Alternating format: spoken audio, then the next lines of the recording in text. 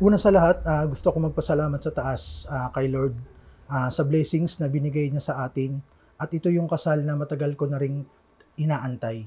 So sa aking dating kasintahan at magiging asawa na ngayon, Fiza, Cecilia S. Santos I guess Peronga. you're Alam natin na just pareho natin to broken. inantay ng matagal I at ito guess yung you're perfect time na just araw na binigay hoping sa atin ni for Lord. more.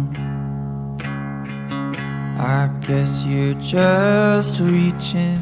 I still remember the very first time we met Just sa bintana, sa likod ng ating you're bahay. not alone. We both didn't expect You're na not alone. magiging kita. Right? Siguro it was God who made it happen because He knows we both need each other to complete the love story He made. I guess I'm just broken. Sa araw na to, sobrang saya ko dahil andito tayo sa isa sa matagal nating pinapangarap. So ako talaga, ito talaga yung isa ko sa pangarap. I'm just in need of love. Thank you for making me realize and making me feel na I deserve to be loved. And I have someone as amazing as you are.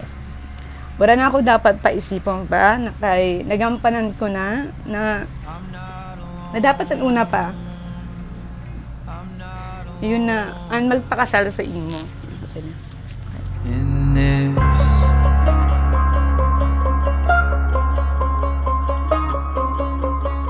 Mapakasalang kasimbahan. So sobrang tagal ng inantay ko.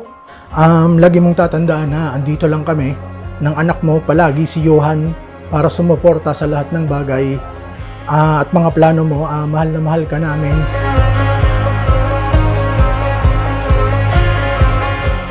So, I'm not sure that a lifetime is long enough for me to return all that you have given me. But I promise to spend my days by your side, to inspire you, love you, and cherish you, and share your dreams and grow old with you.